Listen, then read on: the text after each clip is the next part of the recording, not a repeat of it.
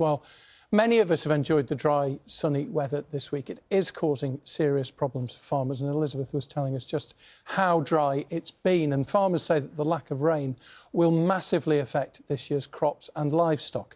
Kathy Killick has this report. It's one of the pleasures of spring to see the brown trees and fields transform to a lush green. But this year, the lack of rain is severely delaying that growth. These fields north of York should be a deep green by now, not the dusty brown you see. They're farmed by Nick Wilson. Yeah, so this is a field of spring barley, sown this spring obviously, and you can see now how dry it is getting, and the ground's actually cracking. And if I put that in, we're over 11 inch deep of these cracks already in April. Wow. What does that mean, that it's really dry beneath the soil? Very dry underneath, so the ground is shrinking because the moisture's being drawn away, and it shows there's no moisture for the crop. February, March and April typically see around 184 millimetres of rainfall. This year, the same period only saw 78 millimetres of rain, making it the third driest on record. In contrast, the same time last year was the sixth wettest on record, with 300 millimetres of rain. This was how the fields looked then, sodden and unworkable. And both extremes caused serious problems for farmers. But it's the dry weather now that hits wheat yields in particular the hardest. It's not just arable crops that are affected by the lack of rain. Livestock needs plenty of tender spring grass, but it's just not there. The goats at Tancred Farm Shop are eating it as quickly as it grows. We're giving them a bit of hay that we wouldn't normally need to do at this time of year, and that will be depleting our winter stocks. Hopefully we won't have to keep doing that for too long.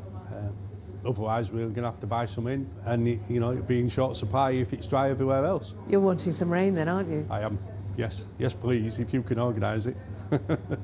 Some homegrown veg is also in short supply, especially asparagus and lettuce.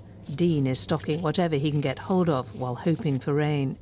But with weather patterns seeming to set in for longer, the parched fields may be waiting some time for the soaking they urgently need. Kathy Killick, BBC News. Let's talk more about this with Ollie Harrison. He's an arable farmer, farms over near Liverpool on Merseyside. And Ollie, just how tough are you finding it? It's just, we just can't get the right weather at all, can we? I mean, I think last year we were talking about how wet it had been. Now it's just, I mean, this, I don't know if you can see this on your camera, but it's just absolutely baked solid, the ground. I don't want to make a mess of your floor, but, you know... You've just pulled that out of a field this morning. Yeah, there's no moisture whatsoever in that ground. And, you know, we're trying to grow a crop of wheat. It's like a rock, isn't it? Yeah. As you say, it's so different from last year, and you're in a part of the country which, well, people would imagine, is actually quite wet normally. Yeah, no, generally it is. You know, the northwest of England doesn't get the weather patterns. I mean, they say it always rains in Manchester. Well, often it dumps on us before it gets here. This year it's just sort of the other way around. You know, there's places that have been getting rain sort of further south where it's traditionally been drier, but it's just missed us every time. So just explain, there are 2 bottles of, well, coloured water that you... Yeah, I got that out of the toilet this morning. Just explain, what am I holding So here? the one that's pretty much full is the rain we had in the last about 90 days last year. This one? Yep. And then the other one is how much we've had in the 90 days this year. Actually in inches, so, you know, when we talk about... 2 inches, if that? If it landed on the floor and never went down the drain or never soaked into the soil, that was how much water the big, and then that's how much we've had this year. Yeah.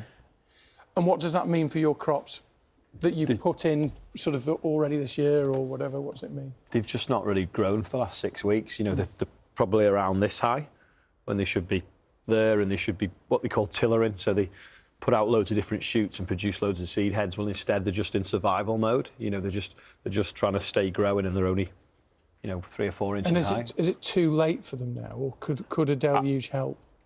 It'd probably just mean that what shoots are there... Put those down, they're right blocking your picture of your... What shoots are there may fill, but there's no... You'd normally like to get about 10 or 15 tillers on a wheat plant. Well, there'll be 3 or 4. And then ultimately, what's the knock-on of all of that right the way down to the supermarket shelf? Well, no yield, so we won't get any yield out of it. The supermarket shelf probably won't make a difference because everything we buy is everything we sell is on a global market. You know, they'll just move grain around the world. It won't really matter to the supermarkets. from an economy point of view, it's not good because we're going to have to import more wheat, we're going to have to import more grains. So all that money is going out of the country and we'll probably never see it again. So it's not ideal, really. And from the point of view of a farmer who is trying to run a business, I think you lost nearly £250,000 last year. From wet weather. From wet weather. What's the dry weather going to cost you? Equally the same, I would guess, yeah. And how sustainable is that as a business model? One of them disasters in 10 years is sort of survivable, but we've had, this could be the 5th in the last 6. So you really do question now what we're doing. You know, there's a reason that we've traditionally had government support in agriculture over time, because we do need to produce food, we do need to feed ourselves. If something goes wrong in the world, then, you know, we can't feed ourselves. And at the moment now, that any sort of level of a subsidy to mitigate that damage of the weather patterns has disappeared. And so you just now think, well, actually, rather than lose money every year, I may as well just give up.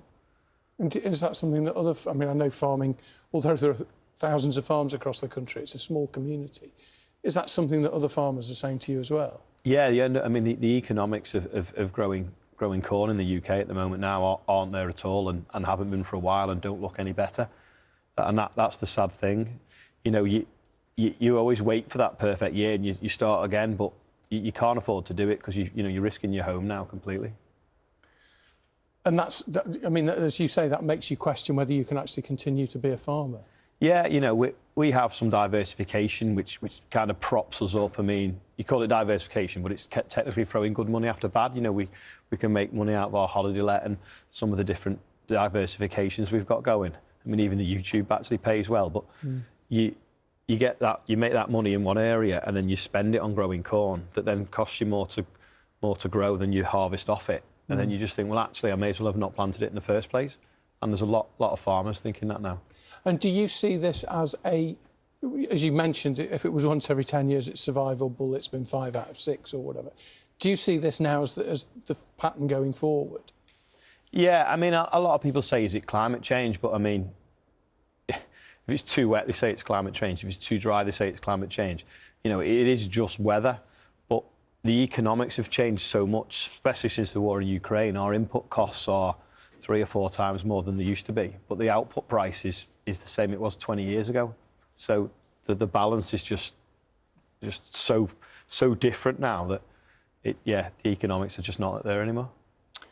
Thank you so much for coming in. Really, I know farmers are used to getting up early, but we're very grateful to you for taking the time to get up and come in. Thanks ever so much, Ollie. Thank you. It's good to see you, as always. Ollie Harrison there, talking to us about some of the problems affecting farmers at the moment.